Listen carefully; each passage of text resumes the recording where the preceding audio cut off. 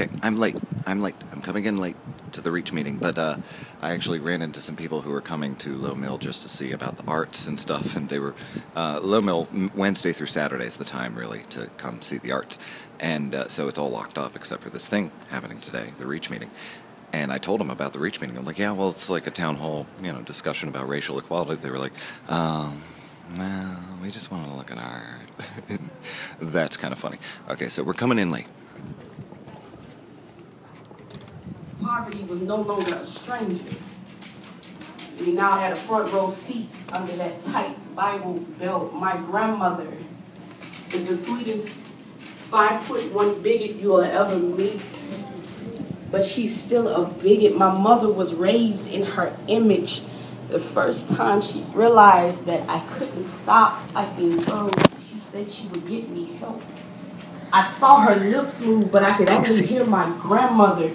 I wish the help she was offering was for my depression. She's trying. She said she's coming to my wedding in a white dress. I wish it was black because the daughter she wants to finally show up for died a long time ago. My teachers. My teachers were a melting pot of ideologies.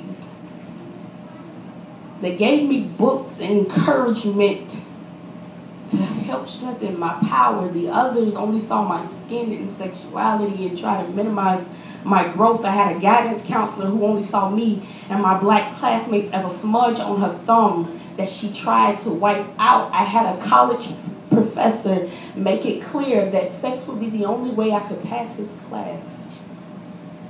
He made it clear that he had a fetish for black girls.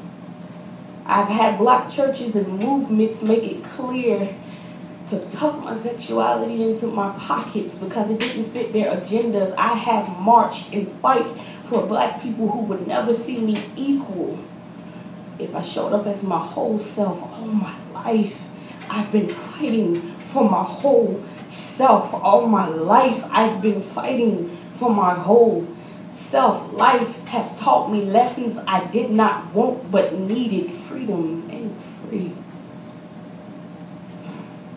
I'm learning that life is an amazing teacher, and I'm really not sure what it has left to teach me.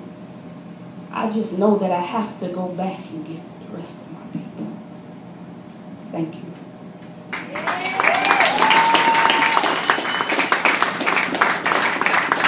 So, okay, this is Andrea. Andrea can't get rid of me. I show up everywhere Andrea is. It's really, downtown, honestly. the square. Everywhere. If you look into my YouTube, there's a old web show where I had a kind of a shouting match with a bum, like a local bum in 5 Points. We called it the bum fight episode because I'm a bum, he's a bum, we were yelling. It just was what it was.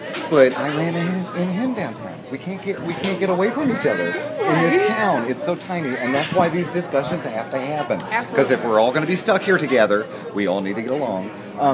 I just wanted to share with you. Before I came in today, there were some people looking to see if they could look at some art in Low Mill, but it's Sunday, Low Mill's all locked up, and I was like, well, there's this discussion of it's a town hall meeting about racial equality and stuff, and they were like, oh no, we don't want to do that. And I was like, yeah, okay, well that's why this is happening. That's why this has to happen. That is literally the reason, because nobody wants to have the discussion. Everybody's like, oh, I don't want to do homework and talk about race. That is literally the point, because there is still a lot of people that is just like, I don't even want to have I don't want to talk which about is it. not going to fix any problem. No, nothing gets fixed that way. So you can't complain about things and then be like, I don't want to go talk. Exactly. Right. And so that's why this happens. And that's why this happens. I wanted to show that. That's why I love Because that happened before I came in. Oh, so much fun. Okay, so Reach, look at them. Look them up on Facebook. I told you all about it, and it's in the titles. I'm going to utilize this exercise to really break down your periscope into the world, okay? So think about it. Place your name in the middle if you have a pen, and with the 5 blocks on the outside of it, define who you are culturally. So like myself, I am a co-founder of Reach. That would be something that I would do. I'm a father. I'm a man, so think about it in that perspective, because these are the things that we start to use in order to really identify and create sympathy and empathy with the world. okay? So this is us creating a more defined periscope, and then once we have defined those things, we'll get into our groups and have some questions of discussion and go from there. So we'll give you about 5 minutes or so to kind of go over that, and we'll take it from there. The world and empathize and sympathize with people around you, okay, based off of who you are culturally, okay? Again, culture goes beyond just skin color and, you know, where we're from. It also goes into what we do and the things that we are exposed to on a consistent basis. So those are the things that I want you to kind of consider. So we're going to go into our first question, okay, that I want everyone to kind of express themselves on, how you feel about it, and then go from there. So we should have some pretty good stories coming out of this first one here. I'm going to let Andrea say it. I scribbled it. She scribbled it. Okay, the first question, was there ever a point in time where you felt included or respected because of who you are?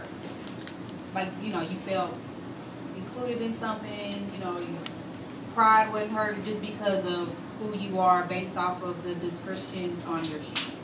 That's the first question. We're going to give you all about 5 minutes. Yes. So get an example. So we're talking right now about inclusion, right? And where you haven't felt excluded. So maybe like myself being a Christian, right? In certain circles I'm included, right? Whereas if I was something of another denomination, I would be excluded. So how does it make you feel to be included because of who you are? So if you're a teacher, there might be some areas where you're more included. So take some time to think about it. I know this is new because we're breaking your mind down a little bit differently, but start with that. Let's see what we come up with. And talk about it, correct. We'll give you 5 minutes. Okay, we'll give you about 5 minutes and then we'll do like we always do, like we'll leave, stand up.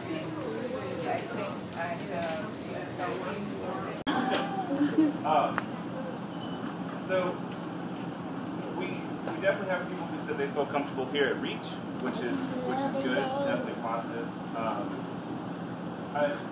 One thing that I kind of heard, and hopefully I don't get this wrong, but people feel comfortable sometimes in their same ethnic circles. So if you have you know, a different background, you may feel comfortable around people from your country of origin that way.